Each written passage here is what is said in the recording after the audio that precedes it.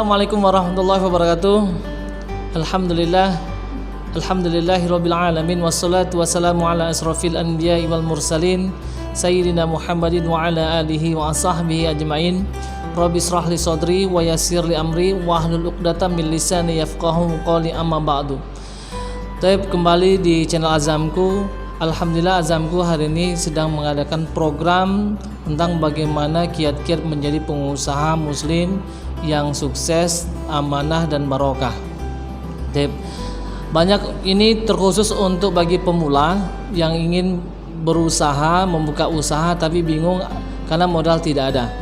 Baik, ini akan kami jelaskan bahwa sebenarnya untuk menjadi seorang pengusaha itu bukan karena uang. Salah satu ujian terberat dari menjadi seorang pengusaha adalah versi kami adalah itu pada diri sendiri. Banyak orang yang memiliki modal besar tapi akhirnya bangkrut. Kenapa? Karena dia tidak bisa mampu mengendalikan dirinya sendiri. Yang paling utama adalah bagaimana untuk mental. Pengusaha itu beda dengan cara bekerja dengan seorang karyawan. Karyawan beda cara bekerja seorang pedagang. Pedagang beda bekerjanya bagaimana caranya seorang mahasiswa dan lain-lain.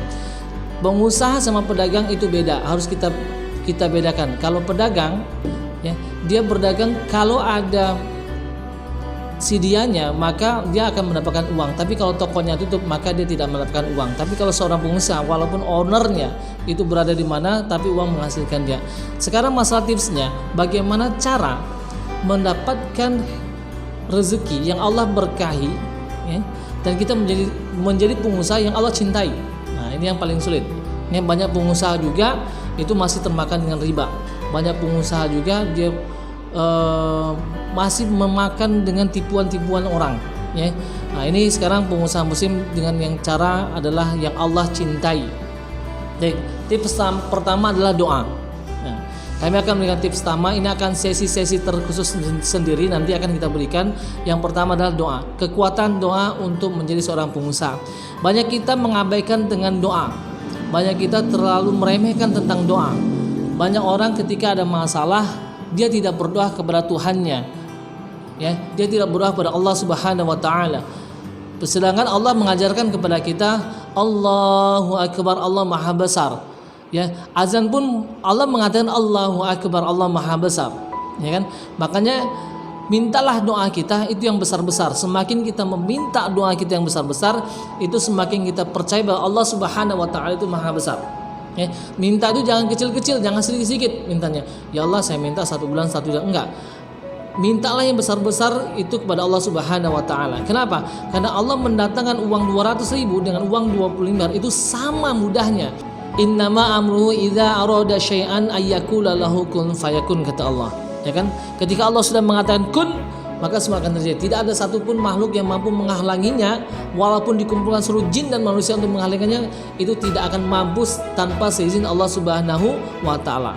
Nah, jadi masalah pertama adalah kita kurang dekat dengan Allah Subhanahu wa taala. Tapi ada yang bertanya, Ustaz, ini ada orang yang tidak taat kepada Allah, tapi Allah berikan dia rezeki yang berlimpah. Yes, Allah memberikan semua rezeki makhluk hidup di dunia ini. Kan? Jangankan manusia, cicak pun Allah berikan rezekinya. Tapi ada Allah yang berikan rezekinya, tapi Allah tidak mencintainya. Justru itu akan menjadi azab bagi dia. Tapi ada Allah berikan rezeki kita, itu justru Allah mencintai rezeki yang sudah kita dapati. Mulai sekarang, ketika Anda ingin memulai usaha, yang pertama adalah doa dengan seyakin-yakinnya. Ini pernah kita perhatikan, ingin membangun masjid di Mutiara Azam. Yaitu kita bangun, semua guru saya suruh membaca doa. Ya, mungkin orang bilang masa sih bangun masjid bisa dengan doa. Tapi wallahu alam bisawab, Allah yang Maha tahu. Dan kejadiannya ternyata tidak diduga. Tiba-tiba saya ditelepon dari Ustadz Sholil Fajri. Kemudian dia mengatakan, mau nggak kita mau ada dana untuk masjid? Masya Allah. Ini karena kekuatan doa. Ternyata ada syekh dari Arab sana itu mencairkan dananya untuk bangun masjid kita. Punya cara ketika hambanya meminta dengan sungguh-sungguh kepadanya, maka Allah pasti akan mengabulkan doanya. Lalu ketika aku melihat hambaku yang dibangun sepertiga malam, dia sujud kepadaku, menangis kepadaku, meminta kepadaku, aku malu untuk tidak mengabulkannya. Bukankah Allah mengatakan demikian? Maka apa yang masalahnya? Kok saya sudah berdoa berkali-kali tapi kok tidak Allah kabulkan? Ada satu permasalahannya ketika kita doanya tidak serius. Memang ada beberapa penghalang-penghalang doa, yaitu dosa-dosa kita. Mungkin kita terlalu banyak makan harta haram, maka itu menjadi salah satu penghalang terkabulnya doa-doa kita. Tapi yang pertama adalah di semua balik masalah itu, yang keyakinan kita untuk doa itu harus benar-benar maksimal, harus betul-betul yakin bahwa doa kita itu akan dikabulkan. Kenapa? Karena Allah mengikuti prasangka hambanya. Ya, nah, tips ya, ini yang pertama doa. Yang kedua, apa yang kita lakukan? Ya, yang kita lakukan adalah bagaimana kita membuat secara konsep apa usaha kita. Banyak orang usaha itu tidak memiliki konsep. Kita tidak punya, saya mau usaha nih, misal contoh, saya punya usaha misalnya martabak, ya kan? Apa usaha martabaknya, ya kan? Wah sudah, pokoknya buka dulu, tidak ada masalah, ya.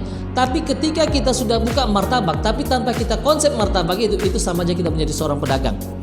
Tapi seorang pengusaha dia harus buat konsepnya. Ini yang membedakan antara pedagang dengan pengusaha. Pedagang dia tidak punya konsep, yang penting saya jual untung. Tapi seorang pengusaha dia memiliki konsep usahanya. Ya, salah satu swalayan terbesar yang memiliki franchise yang paling banyak, ya, di mana pemiliknya itu entah kita tidak tahu kemana pemiliknya, tapi uang terus mengalir padanya. Apa yang membedakan adalah konsep. Ketika Anda ingin maju usaha Anda, maka buatlah konsep usaha Anda. Betul kita sudah buka martabaknya, tapi jangan lupa konsep tetap harus jalan. Tanpa konsep usaha tidak akan bisa jalan. Tip. Untuk selanjutnya, yang ketiga adalah bagaimana mengembangkan usaha itu biar menjadi fight. Yang ketiga adalah mencintai pekerjaannya. Tidak akan mungkin orang itu usahanya bisa maju kalau tidak pernah cinta dengan pekerjaannya. Ya, banyak seorang pemulung karena dia cinta dengan pekerjaannya, dia menjadi pengusaha yang sukses. Dia bisa punya rumah, bisa punya mobil, dia punya karyawan yang banyak, bahkan dia bisa menghasilkan sesuatu yang dimana orang tidak pernah terfikir untuk menghasilkan itu. Banyak sekali, padahal dia cuma tamatan SD. Banyak sekali ya orang yang sarjana, mohon maaf ya saya bilang sarjana, tapi dia tidak bisa menjadi pengusaha. Kenapa? Karena dia tidak yakin dengan hasil usahanya. Kenapa tidak yakin? Karena dia tidak cinta dengan usahanya. Ya, semakin kita mencintai usaha kita, itu bertanda kita semakin akan bertahan apapun yang terjadi, walaupun badai menghadang, semuanya itu akan bertahan. Ya, baik, 3 ini dulu yang akan saya sampaikan. Untuk selanjutnya itu kita akan sampaikan di minggu depan. Baik, itu aja dari kita. Assalamualaikum warahmatullahi wabarakatuh.